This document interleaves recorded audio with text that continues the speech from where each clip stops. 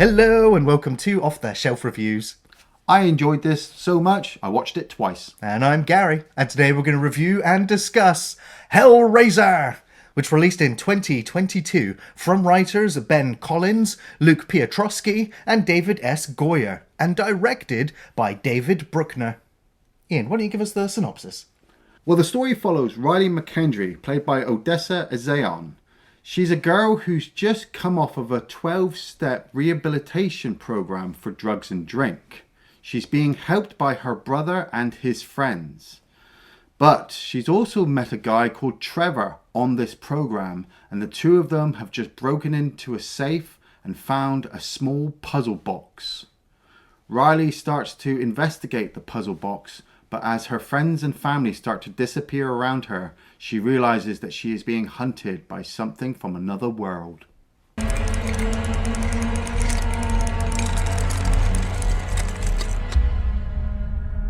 So this was at least a Hellraiser movie that was based on a Hellraiser script. Oh my god! It's been a hot minute. I thought it might be worth mentioning. It's not like 2 or 3 movies thrown together with a different title? No. Oh my god! Clive Barker actually has a producer role in this and might have actually had some input. Nice. And this is also a film that went through development hell. Over 20 years they've been trying to get this film released from Leviathan's grasp. It's like, no, Leviathan's like, no more shitty movies! You're ruining my image! So we're changing the image, we're changing the Cenobites, we're changing everything. Yeah. But it's still going to feel the same. Yeah. And I was quite happy this film released on my birthday in 2022. I was like, it's a gift from Leviathan himself. And subsequently this film, it came out, a few people saw it, and the review scores for this film have been pretty mixed to bad throughout, which is kind of I feel like it's a bit of a shame, really, because this film, I felt, reinvigorated the franchise. Yeah. Especially after so many lackluster sequels and terrible renditions of Pinhead. Yeah. Like, it came out in 2022 and I was like, no, I'm good, thanks. I've just gone through the series of Hellraiser movies for the show, and by the end one with Mexico, The 10th and one. the police officer with his brother and his sister and all that, I was like, nope, I'm good. And everyone was like, oh, come on, Iain, you gotta watch it, it's Hellraiser. And I'm like, no, I've told you all, I like 1, 2, 3 at a push, and 4 if I really am wanting it. But after that, I'm good, I'm done. I'm not watching anymore. And so for the channel, I was like, nah, I've got to fucking watch it now. Oh, you do. We have to complete the franchise. We have to complete it. and I understand the reservations, like, because for the most part, as horror fans, we are sick to death of remakes and reboots and sidequels and requels. Yeah. And so, like, when a good one does come along, it's sometimes got to push through that kind of perceived that mire awfulness. Of shit. Yeah. But I also feel as well, like, you've got to enter this at your own pace now with franchises. You can't just, as soon as they say that a film's coming out, you can't just get excited and rush in there, because if it's bad, you're going to feel bad and you're not going to go back. Where if you wait, you do it at your own pace, your own time, you get to enjoy it on your, your own personal feelings. And that's how I felt. I was like, okay, I wikied this when it came out. I don't really remember much of it. I know there's a girl, Riley, she finds the box. Let's see where this goes. But instead, the movie starts with this woman meeting this guy in Serbia, and she's buying something from him. And I'm like, oh, this kind of reminds me of the original one. This is kind of cool. I kind of like the Serbia backdrop, this place that we're not really knowing. And these shady people meeting on these benches, and she's buying something for a lot of money. And the guy even mentions that he wishes that Voit, this guy Voit, was there to buy it. And I'm thinking, okay, Voit must be the rich guy. He's wanting it. So then we cut to this big mansion. There's this huge sex party going on. I'm like, wow, eyes wide shut. You're looking a bit shit now. Yeah, then we have this fresh young lad called Joey. Yeah. Who's wandering around seeing the various activities going on. But he eventually makes his way into this chamber and finds the puzzle box. And at first you see the box, but then the camera reveals it's at an odd shape. I've just realized as well, Joey, Hellraiser 3. Of course, yeah. Oh my God. Like, but yeah, like Gary said, the box is this weird kind of shape and you're thinking, all right, what's that all about? And we do get introduced to Roland Voit, played by Goran Visnajic. I think that's pronounced. I might have butchered that to hell. But I recognize this guy from old episodes of ER that I used to watch. You know, like he's great on TV. I think he's done some film productions in the background. And here he is as this rich man, and I'm like, bad guy. Yeah. This is like the big villain. I mean, I know we've got Pinhead and Cenobites and Hell coming or not, but this guy is going to start all this shit off. Joey's like, oh, well, do I get a prize if I figure out the puzzle? And he's like, no, but I do. Yeah. Joey's like, oh, well, I've cut myself. Oh, no. How do I get out? And yeah, Voight locks him into the room. Then we hear the chains. And I love that, like, Joey's renegated to the background, kind of blurred out as he's being chained up. And Voight's just like, excellent. I've now got this new configuration of the box. I'm going to place it here. And Leviathan, hear my prayers. Cut to title. That's it. The fact it shapes itself into the Leviathan that we remember from Hellraiser 2, that I'm like, oh, this is new. I need to know more. And in my head, there's a little voice going, no, this is why people die in Hellraiser movies. You don't need to know. And I'm like, no, I need. And yeah, like you said, it kind of fades Joey in the background, but he's strung up. There's chains. I'm like, we're like 3 minutes in, movie. What? You have to open it. It's the cold open, but it's just hit all of the nails into the head that you would want. Yes. And so, yeah, then we get the title, followed immediately by a sex scene. So I'm like, okay, this is it. I'm safely in the cradle of Hellraiser now. And I will say this film has no, like, real nudity. No, they're really good. No real, like, sexual genital nudity, but there's a lot of flesh in the film. And then the joke is, once they come out 6 years later, yes, like, were they in there all that time? Yeah, I'm like, whoa, movie. So you've just jumped from a beginning to this 6 years. Like, am I going to need to know what's going to happen or pass? And I'd said to Gary before we started recording, I was a bit put off with the 2 hour runtime. I was a bit like, okay, you're going to have to fit this very well for me to enjoy the runtime, for it not to lose, its momentum on the pace or things like that. But for me personally, this first hour sets up Riley, sets up her brother Matt, sets up Nora, sets up Colin, the boyfriend, sets up Trevor. It sets up the box and how it's going to interplay with everything. And then the second hour is just like everything you ever wanted from a Hellraiser movie. Yeah, but that's the thing. Like, the first hour does a very good job of establishing the characters, giving you some backstory, seeing how the characters interact with each other, getting a sense of this kind of family unit, so to speak, before horrible things happen to them, which actually makes you care for characters in a horror movie, so you get a real authentic horror experience, which you're just reminded of after watching so many sloppy movies where you're rooting for the killer just to kill people, so you don't really have to feel anything. Yeah. Like, this film's like, nah, let's bring that terror back and make you care for the characters. Now, I'll also say our lead character, Riley, by her very nature, by her design, is made as a unlikable character. Oh, totally. Because she's kind of selfish. She is a drug addict. Yeah. And the theme of the film as well is addiction. Yeah. And her addiction to her vices, which of course is prominent throughout Hellraiser. And her brother is the mother of the group. Yeah, the responsible one, yeah. And trying to get her clean, and is unhappy with her boyfriend because she's currently on this 12-step program to get clean. Yeah. And he is obviously a bad influence on her, so you've kind of got this falling out, or these, these tensions in the group. But it's not so heavy that, like, Trevor is influencing her. Like he even tries to kind of push her away with the things that he wants to do. But you're already, if you're experienced with these movies, you're like, look, I don't trust this guy either. I know kind of where this might go with his idea of going to this art place and stealing this thing. And you'd already seen, like, all of the art that Voit had in his house. So you're kind of putting these things together that they might be connected. But also, like you said, with Matt, played by Brandon Flynn, like, I almost didn't like the moments where him and Riley were arguing about Riley's issues. Unfortunately, I think he was the weakest actor in the film. But I actually felt like that built up towards what helped Riley's decisions later on in the movie. You know, like Matt being there, them two arguing. I was just like, okay, this is what a responsible person would do. This is what people should do to these types of people who, like you said, are selfish, are drug addicts, are, you know, causing turmoil in the world and not even actually saying, look, I'm responsible for this.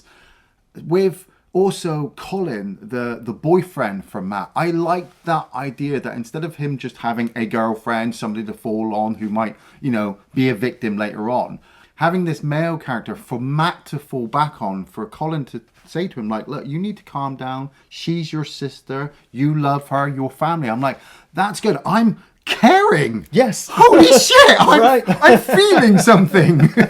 Got a little Matt just kind of sitting on your shoulder, so he may be worth listening to, you know? Maybe. Now you can tell me. Yeah, so Riley's like, well, I can't afford my addiction anymore. I need money and my job sucks. We don't know what she does. Yeah. So her boyfriend's like, hey, well, I know that there's this container that's got stuff in it. Hopefully we can break in and get some loot. Yeah, and you're like, oh, really? Yeah, so they break into this container at night. They find a safe inside the container. They break through the safe, which I was like, that's a...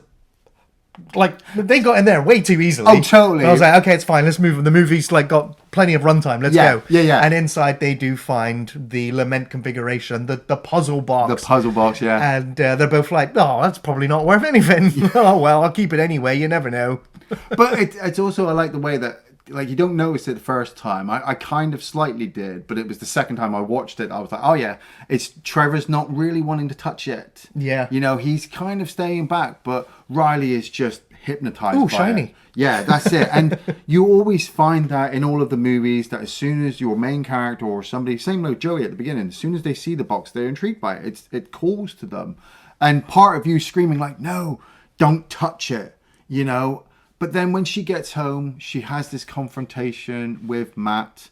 You know, he's angry at her because obviously she's been out, she's been drinking, you know, she's having sex with this guy. Has she been doing pills? Like, we don't really fully understand what it is their addiction is. There's just multiple things that she shouldn't be doing. And they scream at each other. And I really did like that scream where where he's just like, get the fuck out. And she's like, I will. And she grabs all her stuff and she's out. But she's upset. She knows she should go back. Colin says, look, go back inside. But she's like, no, I'm responsible. I've got to do this. And she throws those pills on the floor. And you're like, yay!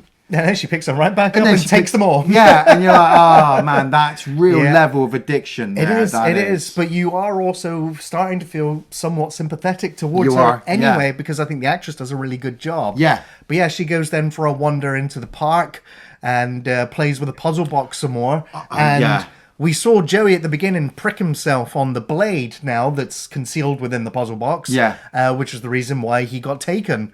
And she manages to miss this blade because she's on the pills or something.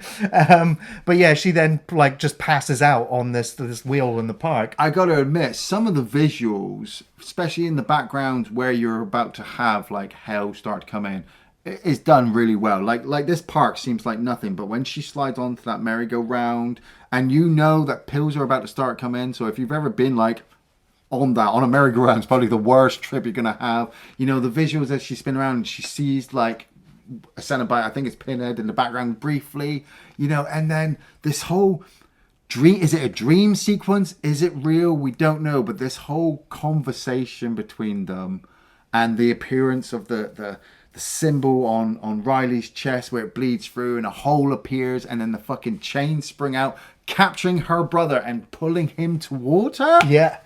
Brilliant. Yeah. Yes. It's like visual storytelling as well, because before we know it, Matt is out the door and he's like, I need to go and find my sister. She's in trouble. Sister. Yeah. And you're like, protect your brother. Okay, great. But you're also like, no, because you're going to die. You're being called.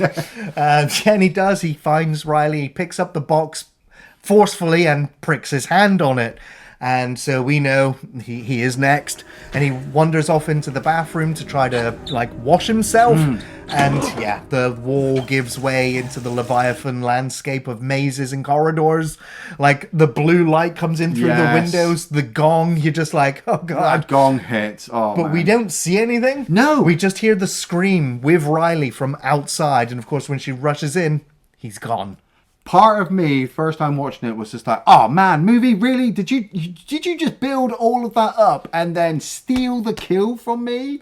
Yeah. I was close to being upset, but part of me is just like, I've still got like an hour and a half to go, and if I've got 30 minutes to the first hour, if this doesn't pick up, then movie, you're going to start to lose me. It's teasing you now, and it's building up to getting to the really gory stuff. But like you said, with Odessa Zion as Riley, I really started to get behind her character. I really, really started to see, with her hair, I really started to see Kirsty Cotton.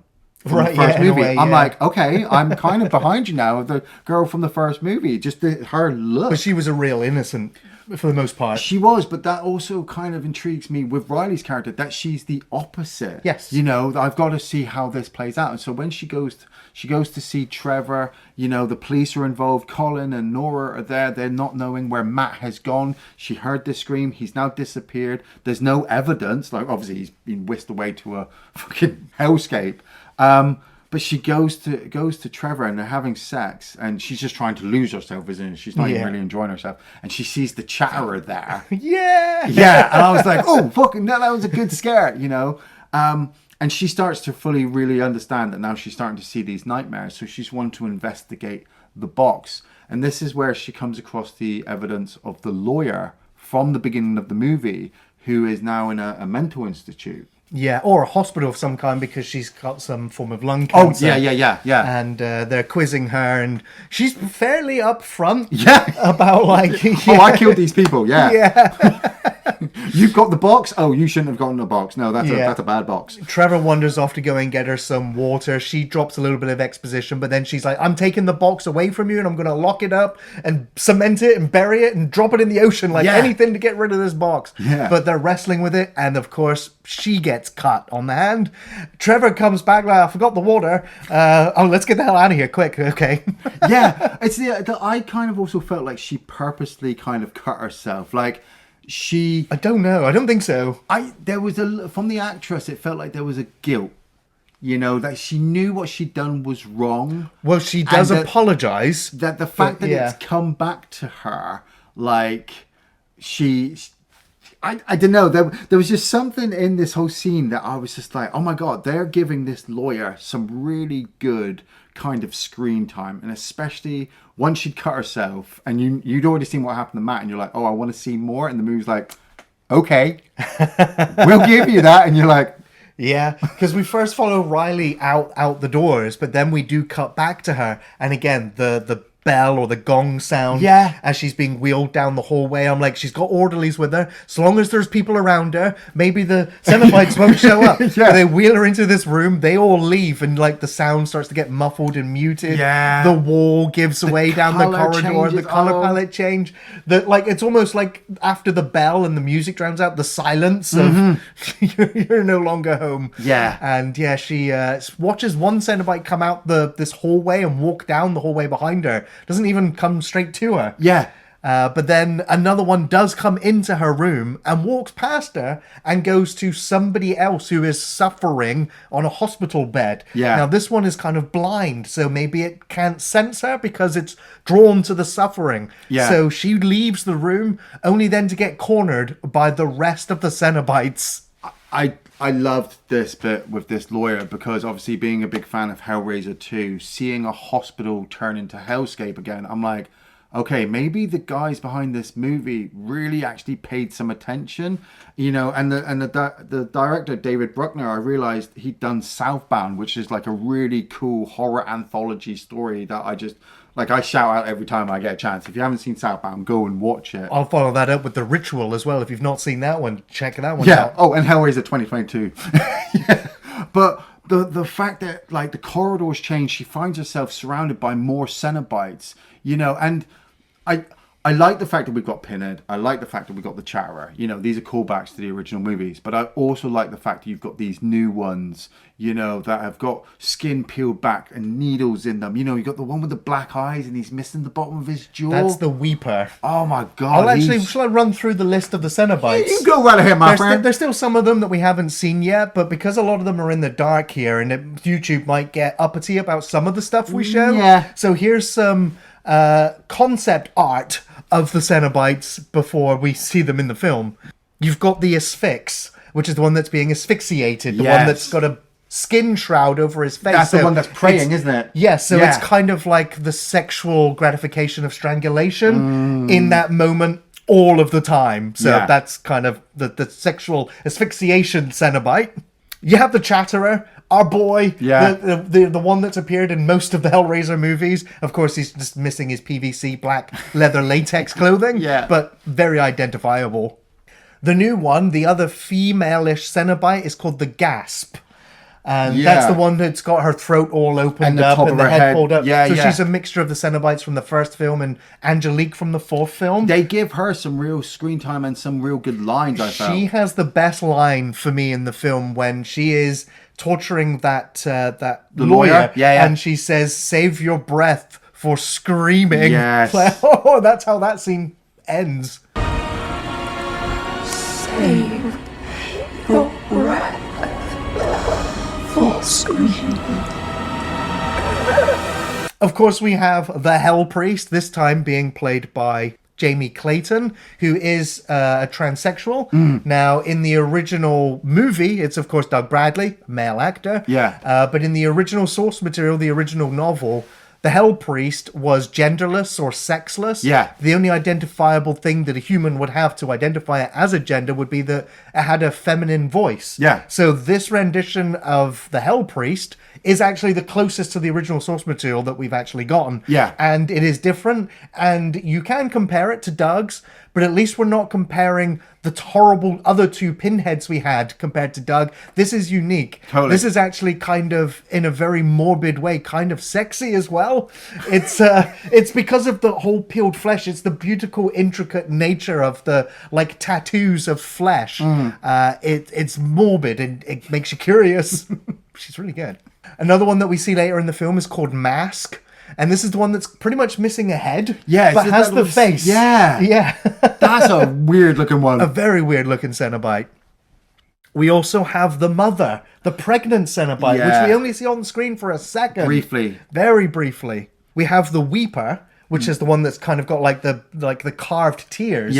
But that one there was also going to be the Ripper, because it's the one that has the arms that split. In this concept photo, you'll realize that thing was meant to split in multiple ways and literally almost walk on all fours. But they said they ran out of time with this one. This was probably their most ambitious looking Cenobite, because it's pretty much a head and a spine and then like spidery kind of limbs because it's been so ripped up.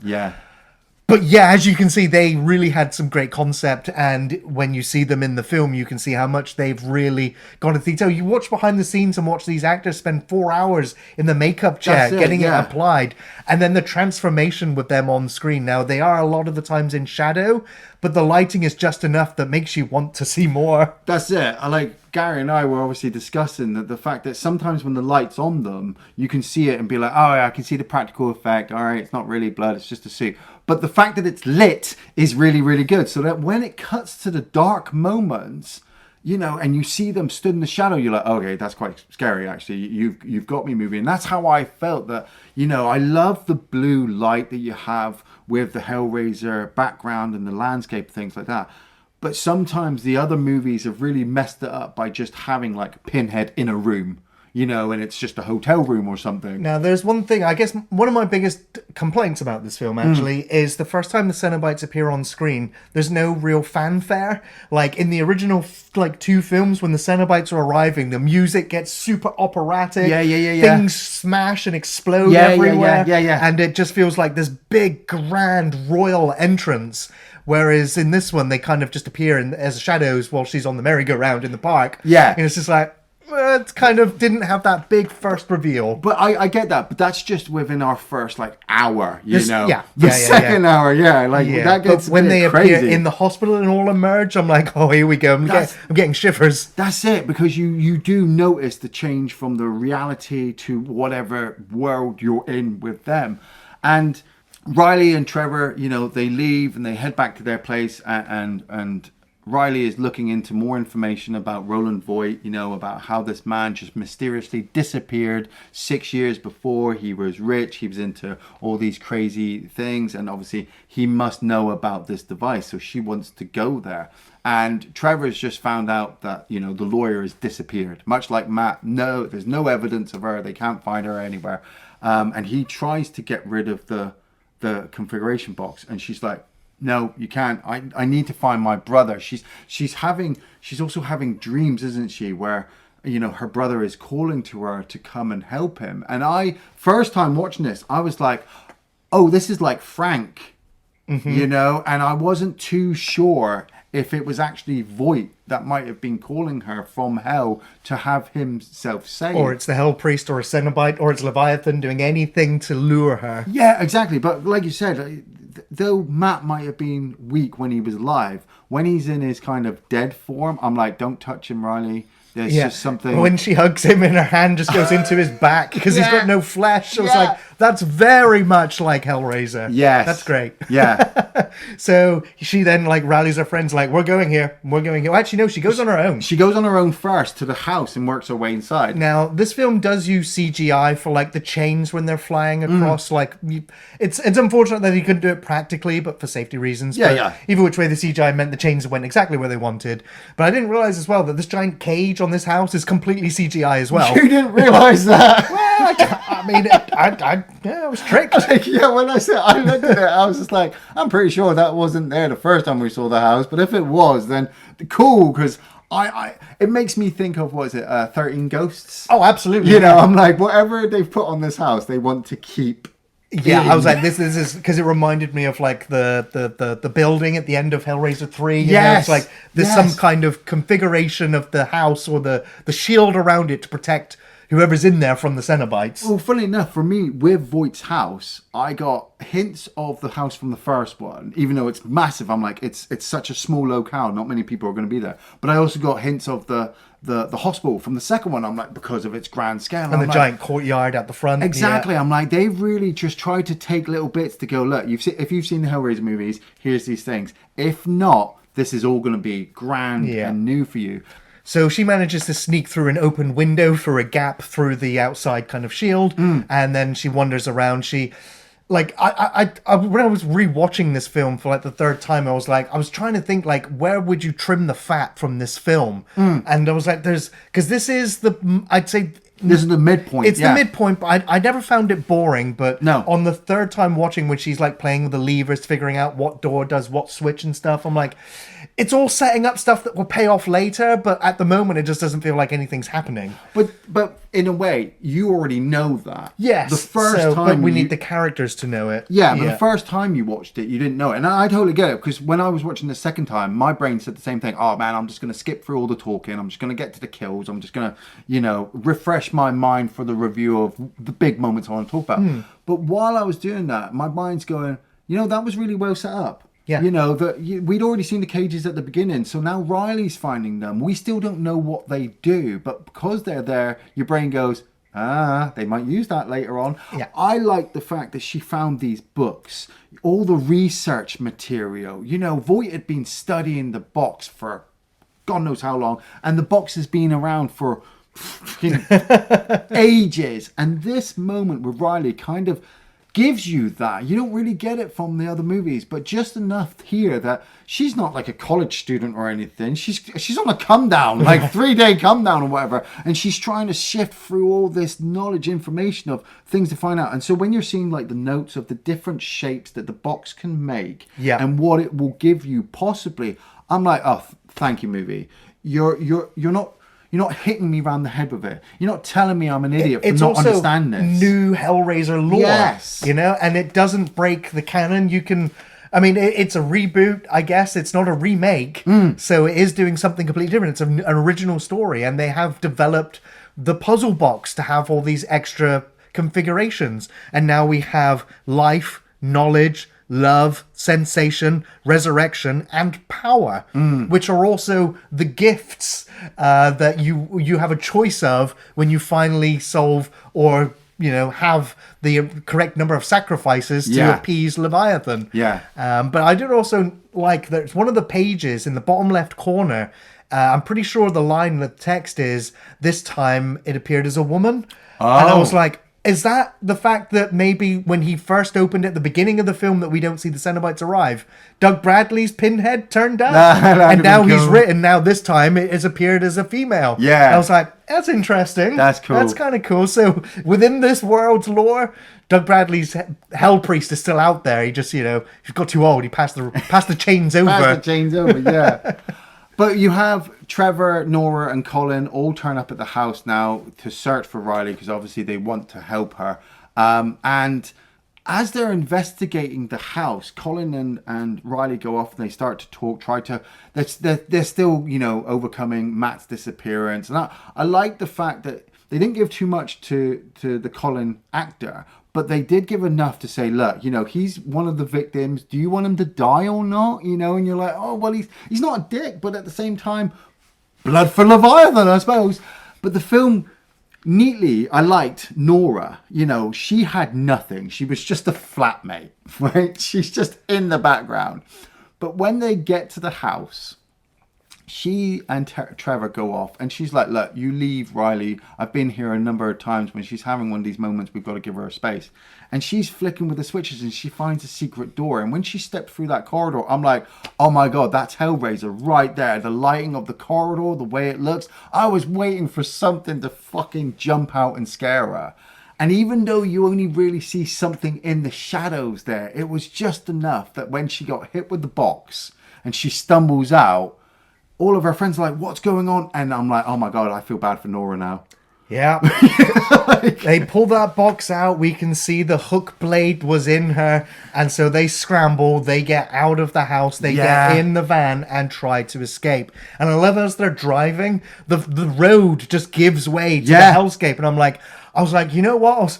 First time watching this, I'm like, you know what? You're safe. You're constantly moving. There's no way the Hell Priest and the Cenobites are going to get you. Just keep driving. Just stay with people. Funnily enough, I was the opposite. I was like, they're fucked. If hell is coming into the real world, it doesn't matter where you're driving. Because I liked how she's like, we've missed the turn. He's like, no, the turn is down here. She's like, well, I was just here. And I'm like, you are not where you think you are anymore. Yeah. And I'm going to say, I think this is one of the best sequences in the entire Hellraiser franchise of 11 movies, where Nora turns, she's looking at the back of the van, the red tail lights of lighting up the forest, which is looking great.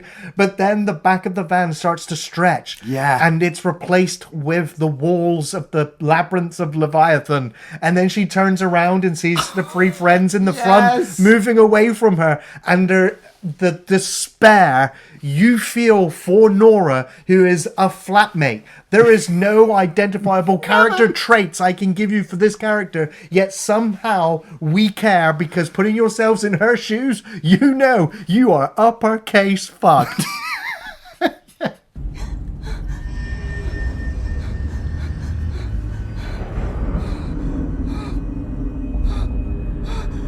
And this sequence is just absolutely brilliant. She gets chained up. She gets almost kind of bent in half. We have we have the Hell Priest there, Pinhead, talking to her, asking questions like, what do you want? Salvation. I'm like, you really should have asked for anything other than something religious, girl, because they are just going to fuck you up. But the fact that the film is cutting back to them still being in the van, so in their minds Nora's still in the back, and so you have that wonderful moment where Riley looks up into the rearview mirror and she can see the hellscape reflected in the mirror. She sees Pinhead, she sees Nora chained up. She's like, what the fuck? And so as soon as she turns, they rip Nora into hellscape. And the first time I watched it, I was like, they've all disappeared. But the second time I was like, oh, did they drop her body and just take her skin? I think they know took is the body and left the skin, and we saw the splash of blood in the back of the van. That's what I was just like. You know what? I don't really care. All I know is that Pinhead has just made his presence felt to everybody in the movie. Yep. And that was Nora being now the third victim of the 5 that's needed. Yeah. So they end up crashing the van, of course, immediately. And they've got no choice now but to, I guess, go back to the mansion. Well, they have this confrontation, don't they? And Riley runs away to throw the box into the water. Box away, yeah. But the Hell Priest is like, wait. Yeah. It's the temptation. Like, even if you threw the box away, there's not really much. I feel like it's like the Jumanji board game. It would come back. Yeah. Right. You've started this thing. It's going to go all the way through. But I also know that, if I'm following Riley's character right, it's not like she's addicted to this, but she's in its thrall. Yeah.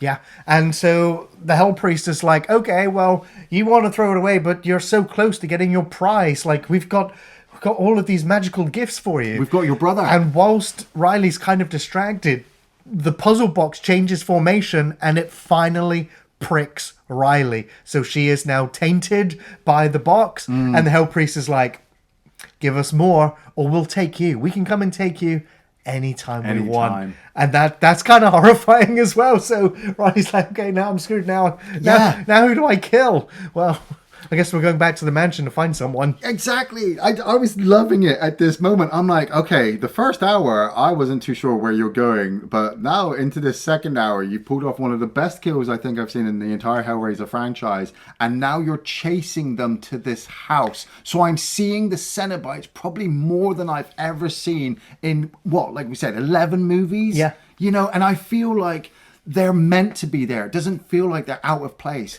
Now, I had a small theory about some of these Cenobites, especially with the lawyer saying sorry to them. Right. And earlier on when Riley was on the laptop and showing these pictures of these other people that have gone missing, I was like, are you all the people that were sacrificed to Voit before Joey got there? And are all of these now Cenobites? And that's why she was apologizing to them? It's a theory, but I don't think it's right because none of the other ones that we've followed in this film get killed in the same way that we'd imagine them have come back as Cenobites. So maybe not. It was just an idea. It was a thought that I had, but I don't know if it actually makes sense. But I'm guessing she was just sorry for the fact that she got a bunch of people killed, and she's sorry to try to save her own skin. Sorry that they're even involved in this box because she knows how it's going to plan out, and stuff like that. But it does now turn into like Night of the Living Dead, almost like they're trapped in the house. You got the Cenobites outside. Well, I mean, first off, my friend, before they get back to the house, we have the moment where the Chatterer uses the gate to try to capture Riley and Trevor. Like, it's walked past Colin. We thought he was dead, but it's ignored him. And he hasn't been hit by the box. Exactly. It's going straight for Riley. And while they're trapped behind this cage, they manage to get the box to pull out another blade, and she stabs it into the Cenobite. Like, I'm sitting there like, stab it. And my brain's like, it's not going to work. It's a Cenobite, of course. And then she does stab it, and I'm like, oh, flesh is flesh. Yeah, and this kind of thing is right up a Cenobite's alley. So Chatterer's just like, oh, yes. Or is he? Like, part of me also just kind of felt like he's absolutely numb that, like, the chains absolutely do nothing to him. But the Hell Priest is like, a flesh is flesh, Yeah. We're not going to get anything from this, but it still counts as a kill. And I've got to admit, like I said, 11 movies, all these chains, like after that first movie, Jesus Wept sequence, that was a fucking cool kill. Yeah.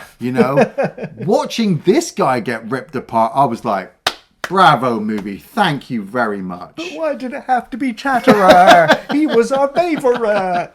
They'll make a new one. Yeah, I'm sure they will.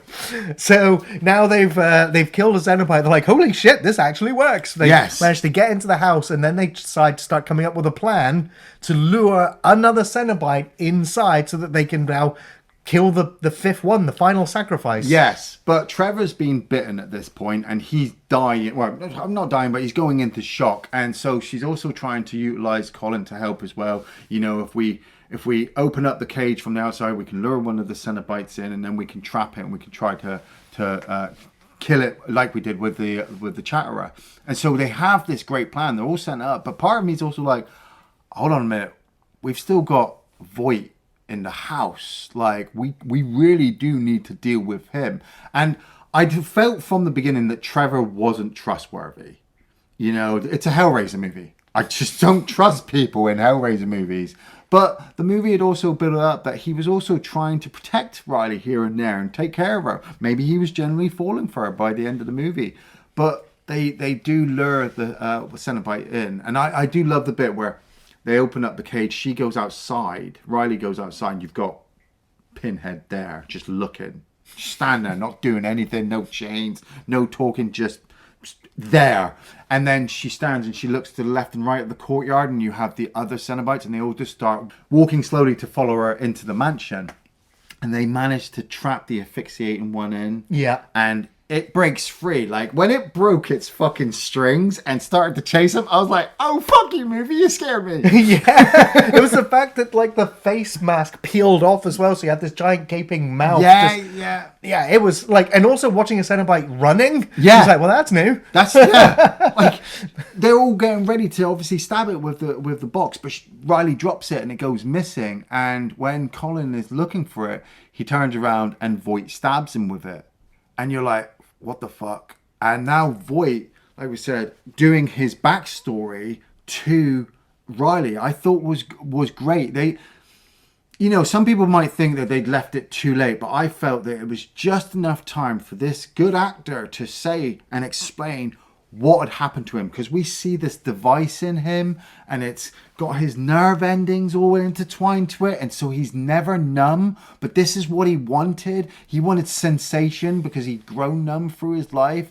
But it, like, we know, we're following it for 11 movies, every one of it's like a monkey paw, isn't it? You know, Yeah, you wish it's for a something. perverted wish, yeah. Yeah. And so he has been tortured for 6 years straight without ever being able to rest or feel numb at all. Yeah. And it is hell. And Yeah. so he's like, hey, Hell Priest, I want rid of this. That's it. So his plan is to basically get a refund.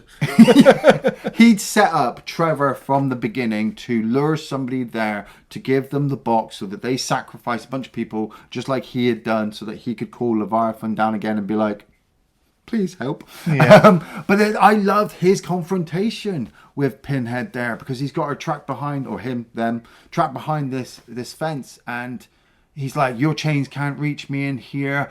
I fuck your gift, fuck you, you know. And Riley's like, oh, I see a gap here. I'm going to crawl between the Cenobite's legs and that switchboard earlier that we wasted time with. Just let Pinhead in now, shall I? I like that bit though, where Colin had been being chased. Colin's being chased by gas. By gas, because obviously he's the next victim. But the cage came down, and I was like, oh, he stopped. And then Riley's let the cage go up. I was like, Oh no, now he's screwed. Riley. You've just killed another friend. like him with I liked that the gasp had wire. Yeah, you know? different. Pinhead's got chains, she's got chicken wire, and it wrapped around his arms. It looked a little CGI when it was there, but Yeah. I'm like, you know what? I watched Hellraiser 3. I'm good with CDs spinning around a guy's head. So those wires trap on his arms, it pulls him down. He's all about to be killed, and Riley has stolen the box, and she's run off, and she's looking for Colin to try to help him. And Pinhead has finally now confronted Voit, and he's begging. He's pleading because he knows he's at their mercy now. He's fucked. She is so disgusted with him wanting a refund. Yeah. She's like, no, we only do exchanges. Yes. So, yeah, okay, we can take that away from you. And we can give you something else, but you have to take something else. Yeah. And yeah, he's like vomiting up metal. It's all falling out his front, falling out of his back. Yeah. It's pretty gross. Yeah. But then he's like, he's relieved. He's like, being re-healed. again, a classic Hellraiser, watching a spine, watching skin mesh back Yes, together, yeah. the healing process. He's like, oh, yes. Oh, thank you, Leviathan. And then, yeah, the giant chain just shoots down through the glass, impales into the ground, and then starts lifting him up towards the heavens. Yeah. And this is where the Hell Priest says the classic line. Oh, yes. We have such sights to show you. I'd love this build-up as well, where we'd started to see Leviathan shape come down out of the sky. You've got the mansion there, but you've got like the labyrinth background as well. I thought that imagery was absolutely phenomenal. You know, call back to number 2, but just the idea that like you're not where you are anymore. You are in Leviathan's world. You've called upon him, and everything is just under Leviathan's power. And so we're following Riley find Colin, and she's begging for him to be let go because he's innocent. And Gasp is like, well, I need a replacement. Give me somebody else. And Colin had been being followed by Trevor at this point as well. And this is probably the one point in the movie where I felt it was just a bit weak. I agree. Is where Trevor and Riley fight over the box and she stabs him. And so I knew like, all right, he's going to betray her, but she's going to kill him as a sacrifice. I don't mind this happening. For me, it was just the on-screen visualization, the staging of it. Yeah. It felt very forced, very... I don't know. I didn't buy it. Like he was just like, give it to me, and she's like, all right, and just kind of stabs him with it. It wasn't as good as the lawyers. Like I said, with the lawyer, I felt like she purposely cut herself. Where this one, the blocking was just wrong, or the camera angle wasn't right. It just didn't feel right. But we're at the end now, so I was totally glad he got killed. Totally, as soon as he got put on the bed, and then the wire straps him down, and I didn't even need to see him die. Well, he just falls. He falls, but it was cool to see the fact that he's fallen and he's in hell now. Yeah. So then we've got Riley and Colin trying to escape out of the mansion, while, like you said, Voit has gone up into the heavens. But the box has been completed, and a new gift hasn't been given yet. Now. You could get confused here and think, well, now Pinhead's just giving out gifts to everyone. Yeah. But Voight's was a refund and exchange. Yeah. So no new gift has actually been given. So now Riley has the option to finally resurrect her brother. Yeah, and in a way, I suppose as well, Pinhead will take everybody.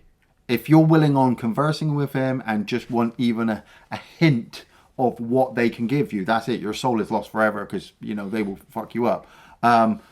But like you said, Riley, she's not purposely completed the sacrifice, but things have happened in a way where now she's like, okay, I need to do this. I need to have this conversation. And first time for me, third time for you. First time for me when I was watching it, everything had built up to this point that in my mind, I'm like, there's nothing that she can want.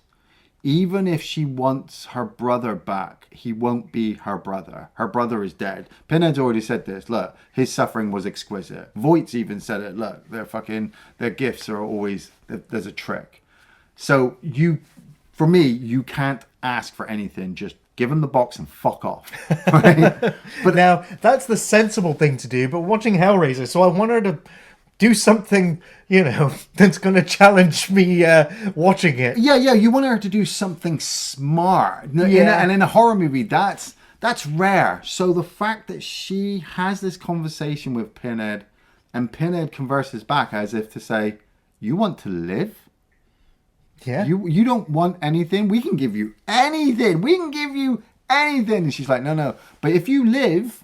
You have to live with all this suffering, with everything that you've done, all the people that you've killed. Everything that has happened up to this point has been your decision, and you're okay with that? Yeah, the Cenobite's like, oh, I can't believe you've chosen this. This is like the cruelest form of torture ever. Yeah. Your guilt. And so she puts the box down, she looks around, and the room is empty. Yeah. Back to normal. And like there's almost a hint of regret, like the life that she could have had in this other hellscape. There's no life, mate. Well, there's no life. She would have been Riley would have been dead. Yes. She would have become whatever Leviathan had decided that she was going to be. It was an out, but now she has to live a life full of misery and regret and pain and suffering. I totally get that. Which is of course the theme of the film anyway. But I also think that that's the reward. The reward, I think, for the audience, because we have sat through a Hellraiser movie. How do you end it? How do you finish on a third act so good that you're going to remember it? And personally, for me, this is the first time since maybe Kirsty Cotton, in 1, 2, and maybe even Joey for number 3, where they've gone, look, no, I'm going to live with this. I have to. There's nothing I can do. You've taken everybody, all my loved ones, all my family members. I've seen horror. I've seen death, blood. I just just take it away. And she gets in the car with Colin, and Colin, I was actually really happy for Colin, like, hey man, you survived. Like, But even Colin's like, did you make the right choice? yeah. I don't know how he's still standing after the wounds he's taken, but anyway. Yeah. But yeah, the film is just like, but we're going to end on a high, straight to the heavens with this operatic, yes. angelic music playing with the white lights. I'm like, wait a minute. That's Voit. Is he in heaven? Oh no, he's in hell. He's being crucified, and we might not be able to show you much of this. Yeah. But basically, his skin is just being peeled off back, in yeah. layers. We see his mouth getting peeled back. His throat gets pinned. His throat gets pinned. His eyes go black. We're staring up into the nucleus of Leviathan. Yeah. I don't know. And he is being turned into a Cenobite, or maybe a Chenard type Cenobite. Maybe Yeah. one with more freedom than the others, because he is requested power, dominion over man, and that's pretty much what the Cenobites have. So Well, I think he's part of Leviathan now. Like I like to imagine, like, if you imagine the inside of Leviathan, like the battery of fucking Matrix, where it's like thousands of different people all hooked up being tortured of different things, but they're all extensions of Leviathan. You know, fucking Voigt's not there anymore. Voit doesn't exist. Leviathan is Voit.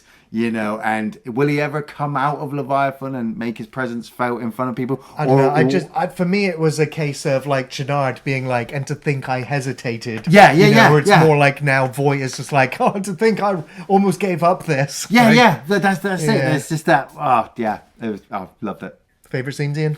Oh man, like easy favorite scenes could be all of the deaths. You know, particularly Nora's. I just love the way that the background would change and the Cenobites would come in. Like you said, the lawyer sequence was great. I don't even also say I like how they set up Matt's death. Like, we saw things, but then it was just a scream and it cut away. So I kind of felt bad, like, oh man, you've shafted me, but not knowing what else was coming, I'm like, I'm kind of glad you didn't rush it. I'd already come off the back of Joey's death. That was great. Absolute favourite sequence as well. But I also will admit some of the things just building up the story was great. Like Riley at the house researching, you know, the box and the history and what Voit has been up to.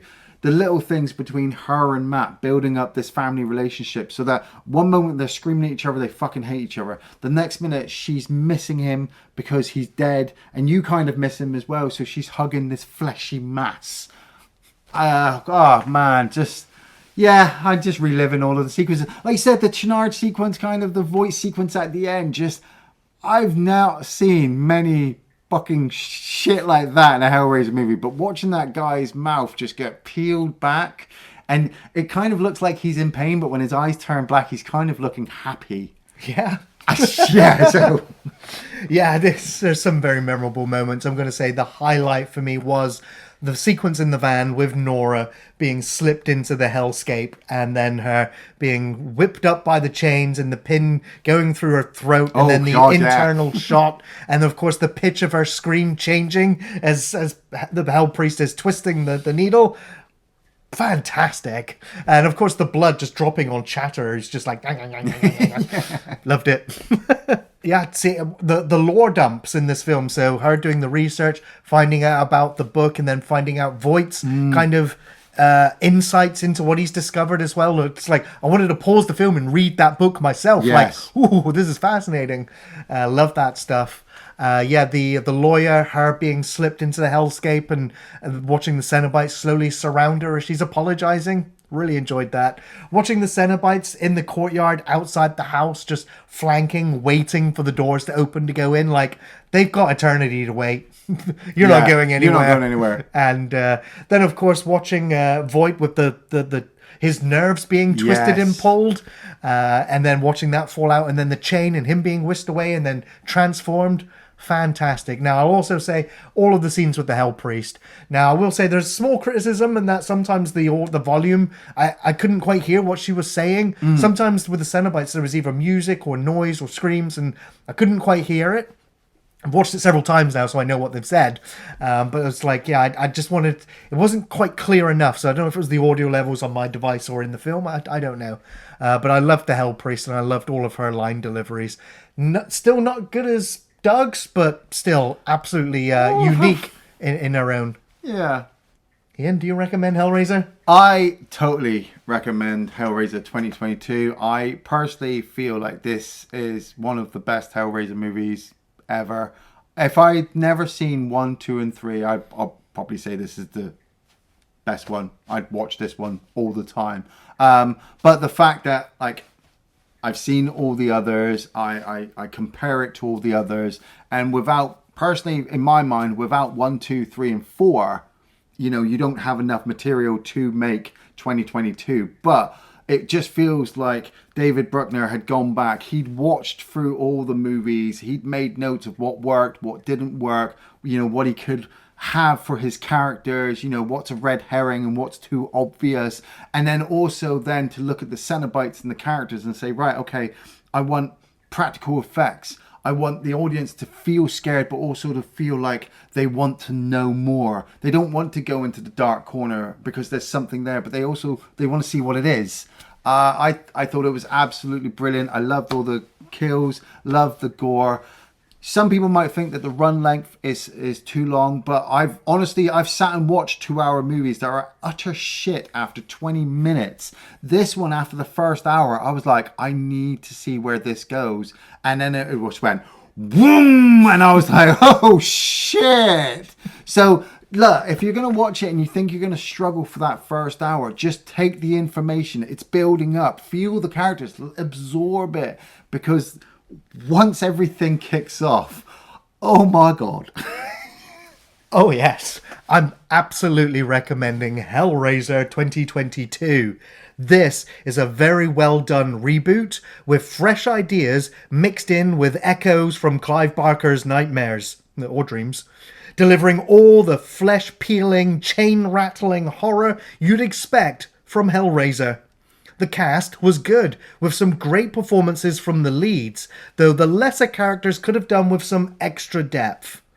Jamie Clayton, though, as the new Hell Priest, only barely manages to step out from the shadows of Doug Bradley as Pinhead, but she more than makes this her own, dominating the screen in her brief appearance, leaving you wanting more. She was great, she was scary, intimidating, serene, and in control. I loved it. Now, I do prefer the original Cenobite's look, but the macabre skin suits that this rendition has is certainly something else. It's horrific, with wild bodily mutations that are truly shocking. The music was ominous and haunting, and it absolutely borrowed cues and themes from the original Christopher Young score that makes this then feel connected to it, made this feel like Hellraiser. So yeah, for sure, Hellraiser fans and horror fans, this is a must-watch.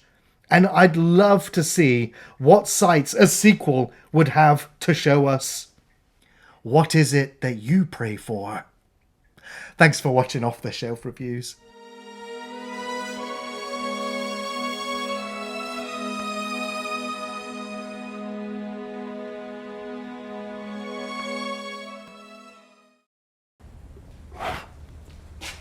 All right. What's your pleasure, ma'am?